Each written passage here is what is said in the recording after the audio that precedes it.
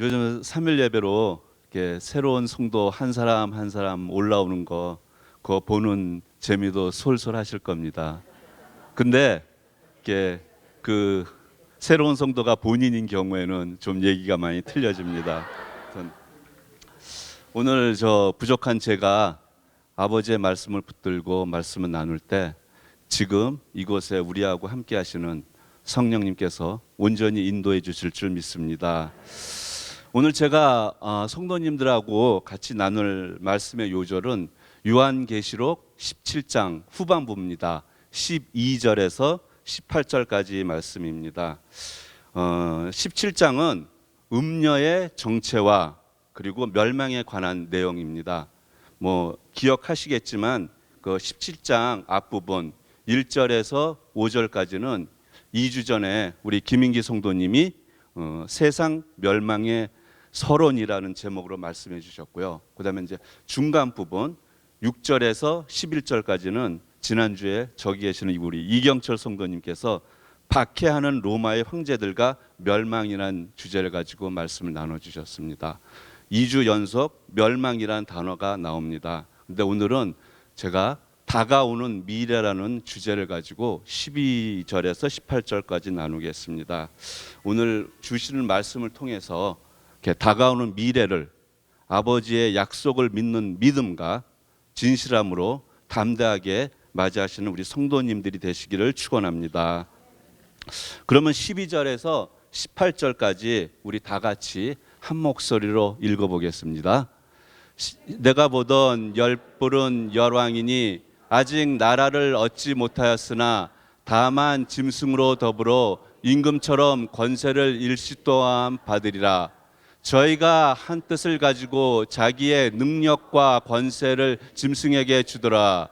저희가 어린 양으로 더불어 싸우려니와 어린 양은 만주의 주시요 만왕의 왕이시므로 저희를 이기실 터예요. 또 그와 함께 있는 자들 곧 부르심을 입고 빼내심을 얻고 진실한 자들은 이기리로다. 또 천사가 내게 말하되 내가 본 바 음녀의 앉은 물은 백성과 무리와 열국과 방언들이니라. 내가 본 바 이 열불과 짐승이 음녀를 미워하여 망하게 하고 벌게 벗게 하고 그 살을 먹고 불로 아주 사르리라. 하나님이 자기 뜻대로 할 마음을 저에게 주사 한 뜻을 이루게 하시고 저의 나라를 그 짐승에게 주게 하시되 하나님 말씀이 응하기까지 하심이니라. 또 내가 본 바 여자는 땅의 임금들을 다스리는 큰 성이라 하더라. 아멘. 자, 그러면 맨 처음 12절부터 한 절 한 절씩 보겠습니다. 제가 말씀하는 도중에 가끔씩 저쪽을 바라볼 거예요. 왜냐하면은 우리 와이프가 여기서 얘기하면서 말씀을 나누면서 가끔씩 자기 얼굴을 좀 봐달래요. 그래가지고 가끔씩 볼 겁니다. 여튼 자 12절에 내가 보던 열뿔은 열왕이니 했습니다. 이미 열뿔은 17장 앞에 부분 3절하고 7절에 나왔습니다. 3절에는 붉은 빛을 하고 일곱 머리와 열뿔을 가지고 있다. 또 7절에는 여자와 그가 탄 일곱 마리와 열뿔을 가진 짐승 해가지고 이 열뿔은 악을 추정하는 많은 나라의 왕들을 얘기를 합니다. 즉 바로 세상 권력을 상징을 하는 거죠. 두 번째, 아직 나라를 얻지 못하였으나 했습니다. 아직 나라를 얻지 못하였다는 것은 앞으로 왕들이 더 일어선다 이런 의미가 되겠습니다. 그리고 다만 짐승과 더불어 임금처럼 한동안 권세를 받으리라. 여기서 한동안이라는 단어를 중심으로 생각을 하셔야 될 것 같아요. 다만 짐승과 더불어 임금처럼 왕 노릇을 하지만은 이들은 한동안 멸망할 때까지 한정적인 즉 잠깐 지나가는 세상 권력을 가지고 있다는 것입니다. 이에 비해서 우리가 바라고 우리가 꿈꾸는 하나님의 나라는 영원한 것입니다. 그렇기 때문에 우리가 지금 보기에는 모든 것을 가지고 있고 모든 것을 통치하는 것 같은 것 같지만은 언젠가는 멸망한 한정적인 세상 나라를 선택할 것이냐 아니면 영원한 하나님의 나라를 선택할 것인가는 우리 하루하루 삶으로 결정이 되는 것입니다. 그다음에 13절 보시면은 그들이 한 뜻을 가지고 이렇게 되어 있습니다. 즉 이것 또한 그 3절에서 음녀가 7머리와 10뿔을 가진 짐승을 탔다고 얘기를 했습니다. 그러니까 음녀와 짐승은 한 통속이다, 하나다. 속된 말로 얘기해서 한 패거리다, 이런 뜻이 되겠습니다. 그리고 자기 능력과 권세를 짐승에게 주더라, 그렇게 얘기했습니다. 이 음녀는 자기가 가지고 있는 모든 것을 짐승에게 줌으로써 충성하고 복종을 하는 것입니다. 그렇기 때문에 이제 더 이상 그들에게서는 생명을 나누는 왕이 없는 것입니다. 이 역사와 이 백성과 그리고 생명의 아름다움을 나누지 않고 오직 세력을 확장하고 더 많은 영토를 차지하려고 그러고 백성을 억누르는 갈수록 환난인 것이죠. 근데 14절에 보면은 그들이 어린 양과 더불어 싸우려니와 이렇게 되어 있습니다. 자, 이제 그들의 목적이나 그들의 본색이 나타난 것입니다. 그들의 목적은 하나님과 대적하는 것입니다. 하지만은 이 아둔한 이것들이 상대를 골라도 너무 잘못 골랐어요. 우리 이 하나님이 어떤 분이십니까? 14절에 계속 나오면은 우리 어린 양은 만주의 주시오 만왕의 왕이시라고 하셨습니다. 그러니까 만주의 주시오 만왕의 왕이시기 때문에 반드시 대적할 것이 없고 반드시 이기십니다. 근데 그 다음 계속되는 말씀에서 아주 우리에게 기쁜 소식, 복음을 전합니다. 어린 양만 이기는 것이 아니라 어린 양과 같이 있는 자들도 이긴다는 것입니다. 같이 있는 자가 누구십니까? 부르심을 받은 자, 바로 여러분들이신 것입니다. 택함을 받으신 자, 모두 우리인 것입니다. 그리고 진실한 자들이 이긴다고 했습니다. 진실한 자가 누구죠? 자기 자신으로 사는 사람들이 진실한 자입니다. 자기 자신으로 살게 되면은 하나님 은혜 안에서 살게 되는 거죠. 그래서 이 세상에 모든 것을 일시적으로 갖고 있지만은 우리가 하나님과 함께하기 때문에 우리는 언제든지 그들을 이길 수 있는 것입니다. 그다음에 15절을 보면은 또 천사가 네게 말하되 내가 본 바 음녀가 앉아 있는 물은 백성과 무리와 열국과 방언이라 이렇게 되어 있습니다. 여기서 이 모든 것은 세상 세계, 세상을 뜻하는 것이죠. 그리고 이제 16절에 보면은 내가 본 바 이 10뿔과 짐승은 음녀를 미워하여 망하게 한다 했습니다. 미워한다고 했습니다.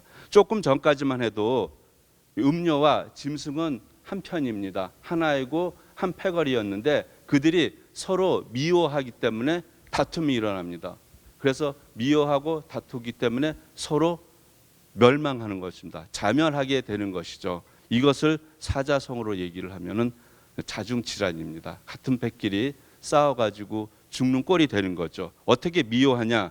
미워하여 망하게 하고 벌게 벗게 하고 그의 살을 먹고 불로 아주 사른다고 얘기했습니다. 제가 14절을 묵상할 때까지만 해도 참 마음이 벅차고 깊었습니다. 어린 양은 만주에 주시고 만왕의 왕이시기 때문에 언제나 이기시고 반드시 이기시고 대적할 자 없고 그와 함께 있는 우리도 역시 이긴다고 하는 메시지를 받고 나서 16절을 보니 음녀를 미워하여 망하게 하고 그래서 이 미움이라는 것, 다툼이라는 것이 과연 우리에게는 없을까? 우리에게도 없지 말라는 법은 없습니다.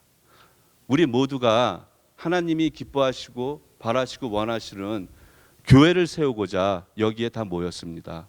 그리고 또한 얼마 전까지만 해도 얼굴도 모르고 이름도 모르던 타인들끼리 모여가지고 생명 공동체인 코이노니아를 만들고자 이곳에 모였습니다.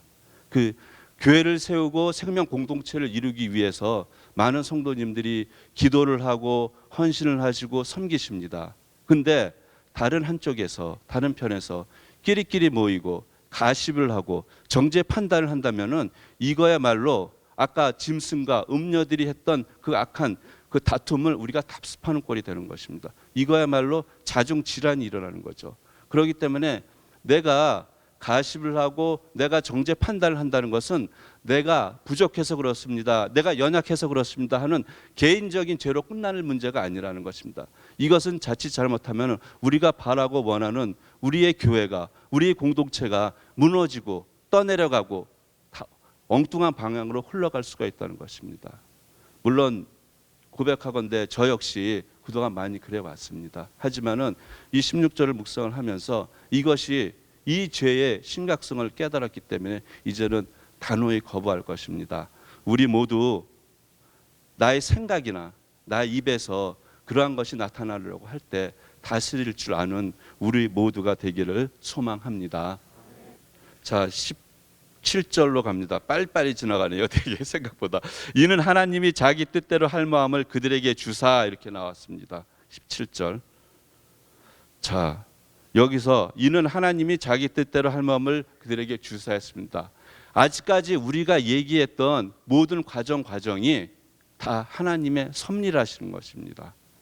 왜 하나님의 섭리이시냐? 이것은 이러한 모든 박해나 이러한 모든 것은 우리 성도들을 단련시키고 자라기 위한 하나님의 섭리라는 것입니다. 또한 한편으로는 악한 마귀들을 스스로 자멸하기 위한 하나님의 섭리인 것입니다. 그렇기 때문에 성도를 만들기 위한 하나님의 섭리, 하나님의 뜻이기 때문에 어떻게 하셨냐? 첫 번째로 그 섭리가 한 뜻을 이루게 하시고, 아까 같이처럼 그들이 한 통속, 한 패거리가 되게 만드시죠. 그다음에 그들의 나라를 그 짐승에게 주게 하시되, 즉 그들이 잠시 동안 지나가는 세상 권세를 갖게 하시는 거죠. 그다음에 하나님의 말씀이 응하기까지 하심이라고 했습니다.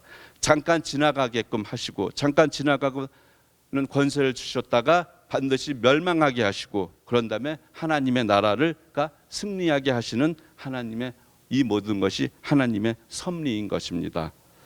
또 내가 본 바 그 여자는 땅의 왕들을 다스리는 큰 성이라 하더라 했습니다. 즉 로마를 얘기를 하는 것이죠.